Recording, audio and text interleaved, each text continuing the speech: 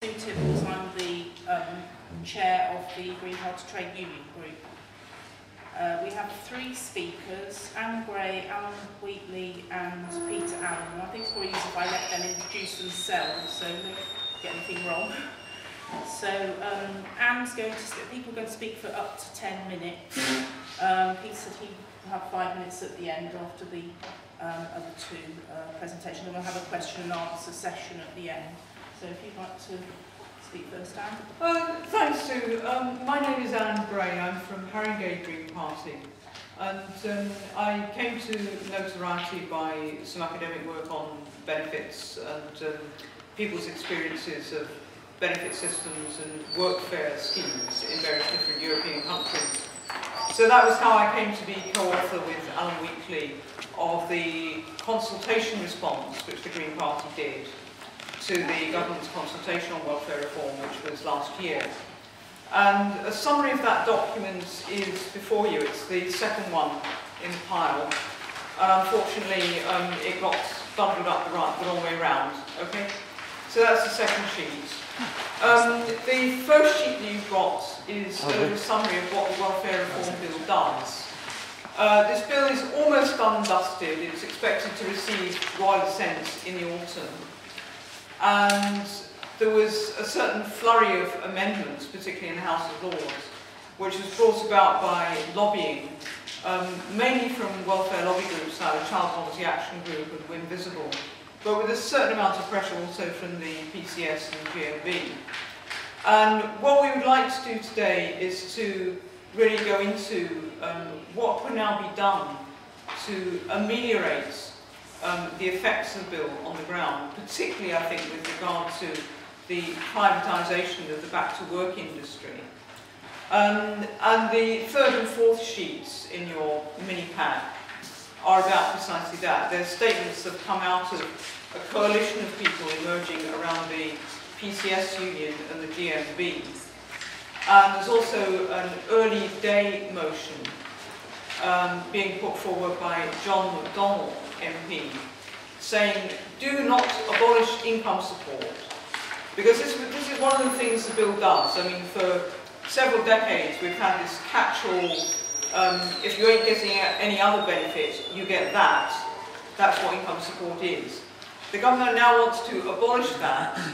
It wants to put as many people as possible into a category where you are obliged to look for work under penalty of benefit sanctions if you don't do what job centre tasks tell you to. And they're gradually moving disabled people into that job centre plus vulnerable category. What the current bill does is it tightens up on all of that with more sanctions, a work for benefit scheme, real live workfare, £1.73 an hour, for people who've been on JSA type arrangements for 2 years. It even proposes that benefits could be suspended if lone parents don't go to the kind of work preparation interviews that's meant to get them restarted in some kind of career. And in theory, those sanctions could be imposed on anyone who is required to do the preparation for work steps, which might affect parents with children as young as 3. So you can see what sort of horrors lie in store. And there's plenty of examples in the USA about just how horrible this gets, which I've detailed in a book that I can give you details of if you want. What was the name of the book? Sorry? Is it the name of the book? Sorry. Unsocial Europe, Pluto Press 2004. So what I think we should do today is, if you could take these documents away and study the detail, but I'm assuming that you've come to this meeting because you are vaguely at least familiar with the issue, that you know there are vast benefit cuts happening, you know there's a vast increase in the job centre bullying tactics, which have the force of law behind them, so the poor PCS workers can't actually do very much about it. Their managers tell them to obey these rules, to follow these plans. And I think what is the worst part of the package of all really is contracting out a load of the back-to-work programmes, and possibly in the future some core Job Centre Plus functions to private contractors who are making money out of other people's misery, who are contracted by the government to put people on training programs, who have targets to meet, which force them into a position, or force the individual workers into a position of doing it all rather like a sausage machine, with no regard for people's individual needs and sensitivities. So I think this is really what we've got to fight and got to argue about. What I would like to address also very briefly is how to build on the basic income idea. For a long time in the Green Party we've been after a basic income as a solution to the benefits jungle. I think there are dangers here of utopian demands that will never come to pass. I think there are also dangers in some kind of low-level partial basic income, which will work just like tax credits do. It would encourage low pay and subsidise bad employers, because the employers would say, okay, this person's getting £50 a week or £60 a week or £70 a week anyway. Why should I pay them a penny more than the national minimum wage? No, we obviously don't want that.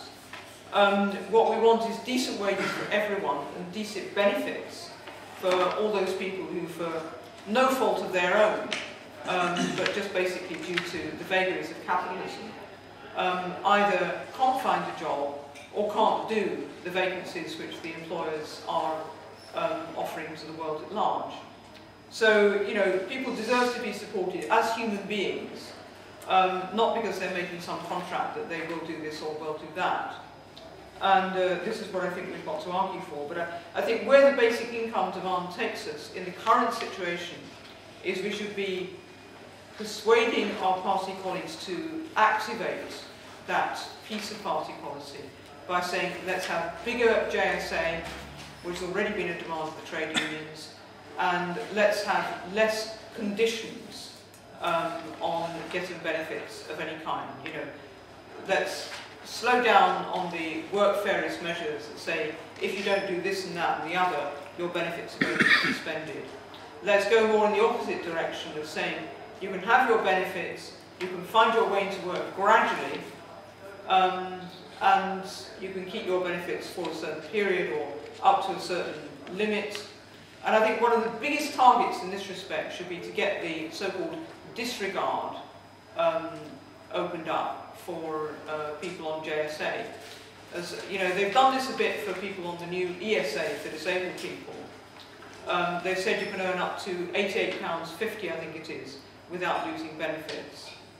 So that jobs just for a very few hours a week then become viable, even though they don't take you into the tax credit band. They've done this for lone parents. They've said you can earn up to £50 a week as a lone parent without your benefits being cut. But JSA, £5 a week.